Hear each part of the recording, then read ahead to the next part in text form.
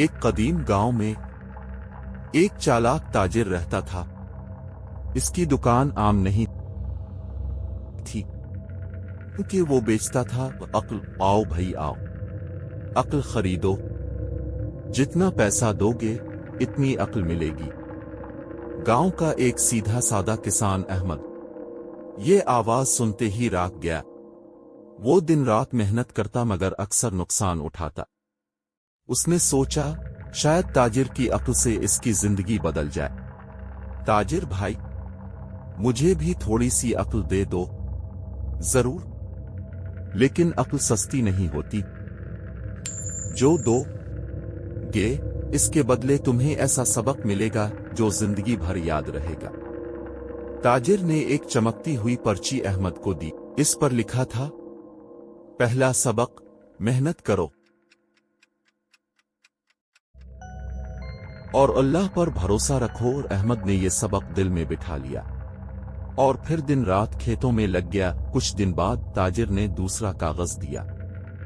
इस पर लिखा था, दूसरा सबक, जल्दबाजी हमेशा नुकसान देती है। ये बात अहमद के दिमाग में गूंजने लगी और उसकी सोच बदलने लगी।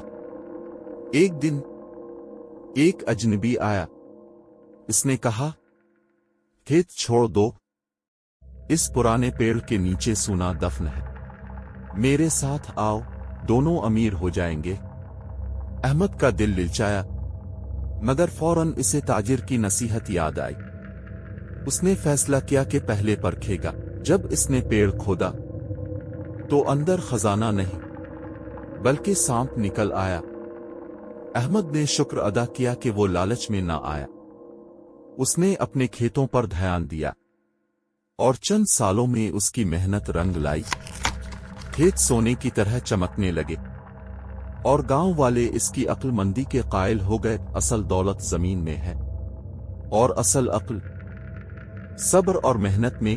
बच्चों, याद रखो, दुनिया की सबसे कीमती अक्ल किताबों या बाजार में नहीं बल्कि तुम्हारे अपने अमल में छपी होती है।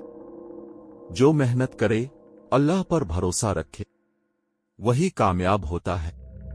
बच्चों, याद रखो, दुनिया की सबसे कीमती अक्ल किताबों या बाजार में नहीं बल्कि तुम्हारे अपने अमल में छपी होती है। जो मेहनत करे, अल्लाह पर भरोसा रखे, वही कामयाब होता है।